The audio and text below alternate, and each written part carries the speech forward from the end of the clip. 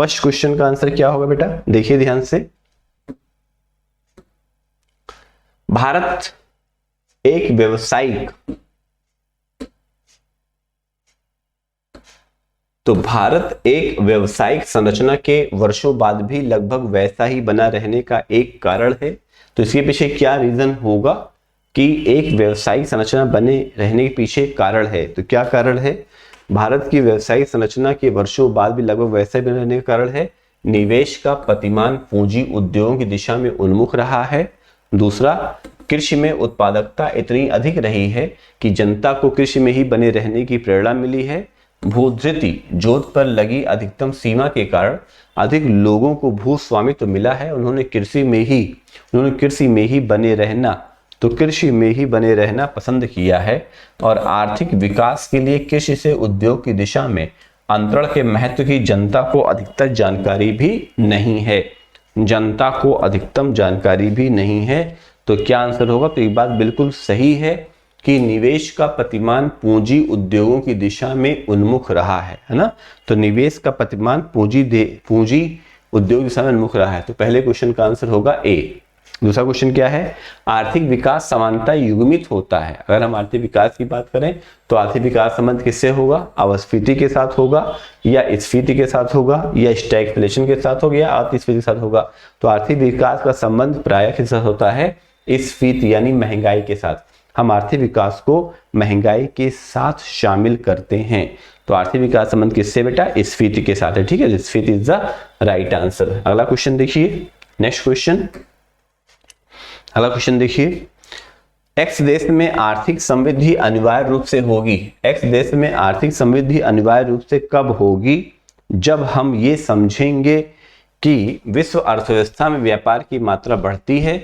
तो एक्स देश में आर्थिक समृद्धि अनिवार्य रूप से तब होगी यदि विश्व अर्थव्यवस्था में तकनीकी प्रगति होती है, एक्स में जनसंख्या वृद्धि होती है, एक्स में पूंजी निर्माण होता है, विश्व अर्थव्यवस्था में व्यापार की मात्रा बढ़ती है। तो बिल्कुल सही आंसर है, जब विश्व अर्थव्यवस्था में, यानी हम विश्व अर्थव्यवस्था में व्यापार की मात्रा को बढ़ाते हैं। तो D is the right answer. तीसरे का D is the right answer. ठीक है, थर्ड का डी होगा बेटा बिल्कुल। अगला सवाल देखिए, निम्नलिखित कथनों पर विचार कीजिए। निम्नलिखित कथनों पर विचार कीजिए। पहला, पिछले दशक में भारत के जीडीपी के प्रतिशत के रूप में कर राजस्व में सतत वृद्धि हुई है। पिछले दशक में भारत के जीडीपी के प्रतिशत के रूप में कर राजस्व में सतत वृद्धि हुई है। और पिछले दशक में भारत के जीडीपी के प्रतिशत के रूप में राजकोषीय घाटे में वृद्धि हुई है। आपको बताना है इसमें से कौन सा कथन सही है। केवल एक सही है, केवल दो सही है, एक और दो सही है, ना तो एक सही है ना तो दो सही है। क्वेश्चन नंबर 4 का आंसर क्या होगा सभी लोग बताइए। तो 4 का आंसर हमने कल भी बताया था कि 4 का आंसर डी होगा, क्योंकि राजकोषीय घाटा भी क्या हुआ है? सतत वृद्धि हुई है। कह नहीं सकते क्योंकि घटता बढ़ता रहा है ना। घाटे का आकार कभी ज्यादा हो जाता है, कभी कम हो जाता है। तो D is the right answer, ना तो एक सही ना तो दो सही है। निम्नलिखित कथनों पर विचार कीजिए। निम्नलिखित कथनों पर विचार कीजिए। पहला, क्रय शक्ति समता परचेजिंग पावर पैरिटी विनिमय दरों की गणना विभिन्न देशों में एक समान वस्तुओं और सेवाओं के मूल्यों की तुलना करके की जाती है। पीपीपी डॉलर के संदर्भ में भारत विश्व की सबसे बड़ी छठी अर्थव्यवस्था है। क्वेश्चन नंबर 5 का आंसर क्या होगा? तो 5 का आंसर देखेंगे तो 5 का आंसर होगा, बिल्कुल सही बात है। तो क्रय शक्ति समता के आधार पर हम विनिमय दर को देखते हैं। तो A is the right answer. Question number A is the right answer. ठीक है, A is the right answer. अगला सवाल देखिए, भारत में आर्थिक उदारीकरण इकोनॉमिक लिबरलाइजेशन शुरू हुआ। ए, औद्योगिक लाइसेंस नीति में वास्तविक बदलाव के साथ। बी, भारतीय रुपए की परिवर्तनशीलता के साथ। सी, प्रत्यक्ष विदेशी पूंजी निवेश कार्यवधिक औपचारिकताएं दूर करने के साथ। या कर दरों में महत्वपूर्ण कटौती के साथ। क्वेश्चन नंबर 6 का आंसर क्या होगा? क्वेश्चन नंबर 6 का आंसर क्या होगा? क्वेश्चन नंबर 6 का आंसर सभी लोग बताइए। तो बिल्कुल सही बात है, औद्योगिक लाइसेंसिंग नीति में वास्तविक बदलाव के साथ। तो देश के भीतर जो आर्थिक उदारीकरण की घटना हुई या एलपीजी की घटना हुई है, वो वास्तव में जब हमने लाइसेंसिंग नीति को समाप्त कर दिया। पहले भारत में छोटे छोटे वस्तुओं के लिए, छोटे छोटे दुकानों के लिए, कोई भी बड़ा वस्तु खरीदने के लिए आपको लाइसेंस लेना पड़ता था। जब उस लाइसेंसिंग नीति में बदलाव कर दिया गया, वहीं से हमारा आर्थिक उदारीकरण की प्रक्रिया भी शुरू हो जाती है, यानी ए इज द राइट आंसर। तो A is the right answer. आगे देखिए क्वेश्चन नंबर 7, भारत को 2024-25 तक $5 ट्रिलियन की अर्थव्यवस्था बनने के लिए जीडीपी की विकास दर लगातार कितनी होनी चाहिए? 8%, 7%, 6% या 9%? क्वेश्चन नंबर 7 का आंसर क्या होगा बताइए? तो 7 का आंसर होगा कि लगभग 8%, है ना, 8% का होना ही चाहिए। तो भारत को 2024-25 तक $5 ट्रिलियन की अर्थव्यवस्था बनने के लिए जीडीपी की विकास दर लगातार 8% होनी चाहिए। ए इज द राइट आंसर। मिश्रित अर्थव्यवस्था का मतलब क्या है? जहां कृषि और उद्योग दोनों को समान महत्व दिया जाता है। दूसरा, जहां राष्ट्रीय अर्थव्यवस्था में सार्वजनिक क्षेत्र के साथ साथ निजी क्षेत्र भी विद्यमान हो। जहां राष्ट्रीय अर्थव्यवस्था में भूमंडलीकरण की प्रक्रिया भारी मात्रा स्वदेशी से प्रभावित हो। जहां आर्थिक नियोजन और विकास में केंद्र और राज्यों की समान भागीदारी होती हो। क्वेश्चन नंबर 8 का आंसर। तो मिश्रित अर्थव्यवस्था मतलब क्या होता है, ये बात सभी पता है कि मिक्स इकोनॉमिक मतलब ये होता है कि जहां पर हम पूंजीवाद और समाजवाद दोनों को लेकर के आगे बढ़ रहे होते हैं, ठीक है। जहां पर हम कैपिटलिस्टिक अप्रोच और सोशलिस्टिक अप्रोच को लेकर के आगे बढ़ रहे होते हैं, वही हमारा मिश्रित अर्थव्यवस्था कहलाता है। यानी जहां पर राष्ट्रीय अर्थव्यवस्था, तो जहां पर हम राष्ट्रीय अर्थव्यवस्था में सार्वजनिक क्षेत्र, पब्लिक सेक्टर को शामिल करते हैं, है ना, पब्लिक सेक्टर को शामिल करते हैं, साथ साथ हम प्राइवेट सेक्टर को भी शामिल करते हैं। Public sector and private sector को शामिल करते हैं, और ये आपका आंसर सही होगा, B is the right answer. अगला सवाल देखिए, गांधी अर्थव्यवस्था किस मॉडल पर आधारित है या किस पर आधारित है? तो कंपटीशन पर है क्या, प्रतिस्पर्धा पर आधारित है, या न्याय पर, या राजतंत्र पर, या इनमें से कोई भी नहीं? क्वेश्चन नंबर 9 का आंसर क्या होगा? तो बिल्कुल सही बात है, जो गांधी जी थे वो सामाजिक न्याय की बात करते थे, इसलिए न्याय इसका सही आंसर है। तो न्याय पर आधारित था, यानी B is the right answer. तो गांधी अर्थव्यवस्था किस पर आधारित थे? न्याय पर। कथन ए, आर्थिक विकास के लिए एक बहुआयामी उपागम की आवश्यकता होती है। कारण है, वर्तमान भारत सरकार मुख्यतः सूक्ष्म आर्थिक विषयों पर ध्यान केंद्रित कर रही है। वर्तमान भारत सरकार मुख्यतः सूक्ष्म आर्थिक विषयों पर ध्यान केंद्रित कर रही है। क्वेश्चन नंबर 10 का आंसर क्या होगा? तो 10 का आंसर दीजिए सभी लोग। तो बिल्कुल सही बात है कि ए सही किंतु आर गलत है। ए सही किंतु आर गलत है, C is the right answer. रोजेस्टिन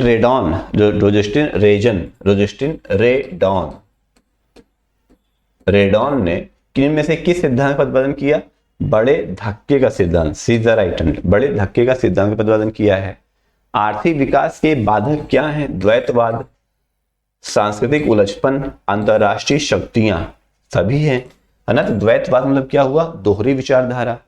तो द्वैतवाद, दोहरी विचारधारा, और ये सब आर्थिक विकास के बाधक तत्व हैं। तो तीनों ही बात सही है। प्राय विकासशील देशों में अर्थव्यवस्था की विशेषता क्या होती है? पिछड़ापन, मिश्रित अर्थव्यवस्था, द्वैतवादी, या सभी? प्राय विकासशील देशों में अर्थव्यवस्था की विशेषता क्या है? ये सभी ही हैं। तो D is the right answer. बड़े धक्के के सिद्धांत के संदर्भ में निम्नलिखित में विचार कीजिए।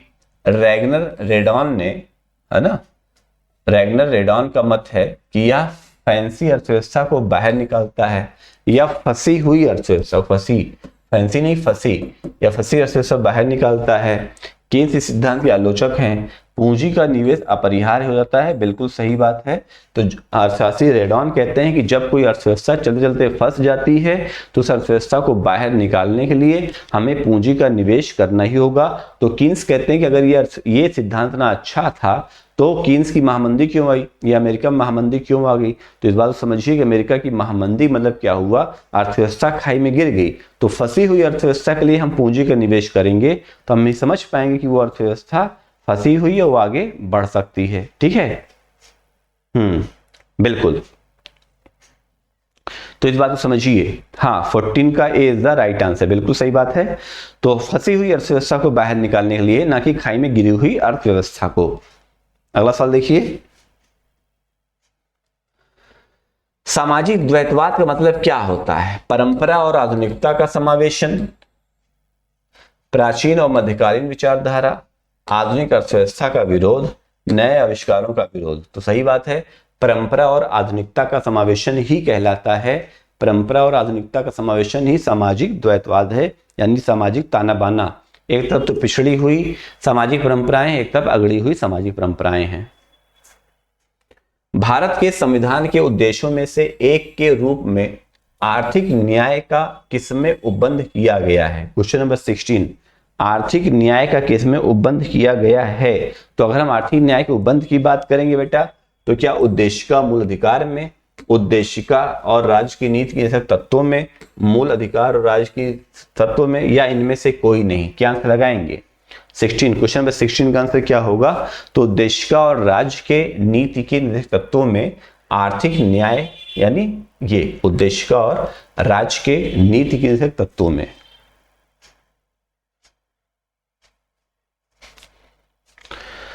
क्वेश्चन नंबर 17, भारत के संविधान के निर्माताओं के मत निम्नलिखित में से किसमें प्रतिबिंबित होता है? उद्देशिका में, मूल अधिकार में, राज्य के नीति के निर्देशक तत्वों में, या मूल कर्तव्य में? क्वेश्चन नंबर 17, तो 17 का आंसर क्या होगा? 17 का आंसर बताइए सभी लोग। क्वेश्चन नंबर 17 का आंसर क्या होगा? तो 17 के आंसर की बात करें तो उद्देशिका इज द राइट आंसर। तो भारत के संविधान के निर्माताओं का मत निम्नलिखित में से किसमें प्रतिबिंबित होगा? तो भारत के संविधान के निर्माताओं का मत उसके प्रियम्बल में होगा, यानी उद्देशिका में होगा, प्रस्तावना में होगा। ठीक है, 17 का A is the right answer. Bharat के संविधान की उद्देशिका संविधान का भाग है किंतु कोई विधिक प्रभाव नहीं रखती है। संविधान का भाग नहीं है और कोई विधिक प्रभाव भी नहीं रखती है। संविधान का भाग और वैसा ही विधिक प्रभाव रखती है जैसा कि उसका कोई अन्य भाग नहीं है। संविधान का भाग है किंतु उसके अन्य भागों से स्वतंत्र होकर उसका कोई विधिक प्रभाव भी नहीं है। उसका कोई विधिक प्रभाव भी नहीं है। क्या आंसर होगा? Question number 18। क्वेश्चन नंबर 18 का आंसर क्या होगा? 18 का आंसर बताइए सभी लोग। यस, एकदम सही बात है। तो संविधान का भाग है किंतु उसके अन्य भागों से स्वतंत्र होकर उसका कोई भी विधिक प्रभाव नहीं है। तो संविधान का भाग है किंतु उसके अन्य भागों से स्वतंत्र होकर उसका कोई विधिक प्रभाव नहीं है। ठीक है, तो D is the right answer. भारतीय संविधान की प्रस्तावना के संबंध में निम्नलिखित में से कौन सा क्रम सही है? गणतंत्र, जनवादी, धर्मनिरपेक्ष, समाजवादी, सार्वभौम सत्ता संपन्न। सार्वभौम सत्ता संपन्न, समाजवादी, जनवादी, धर्मनिरपेक्ष। सार्वभौम सत्ता संपन्न, जनवादी, धर्मनिरपेक्ष, समाजवादी। सार्वभौम सत्ता संपन्न, समाजवादी, धर्मनिरपेक्ष, जनवादी और गणतंत्र। क्या आंसर होगा? Question number 19। क्वेश्चन नंबर 19 का आंसर क्या होगा? 19 का आंसर क्या होगा? यस, बिल्कुल सही बात है। तो भारतीय संविधान की प्रस्तावना के संबंध में निम्नलिखित में से कौन सा क्रम सही है? तो सार्वभौम सत्ता संपन्न, समाजवादी, धर्मनिरपेक्ष, जनवादी और ये गणतंत्र। अगला सवाल देखिए, भारत में लौकिक सार्वभौमिकता है क्योंकि संविधान की प्रस्तावना आरंभ होती है। भारत में लौकिक सार्वभौमिकता है क्योंकि संविधान की प्रस्तावना प्रारंभ होती है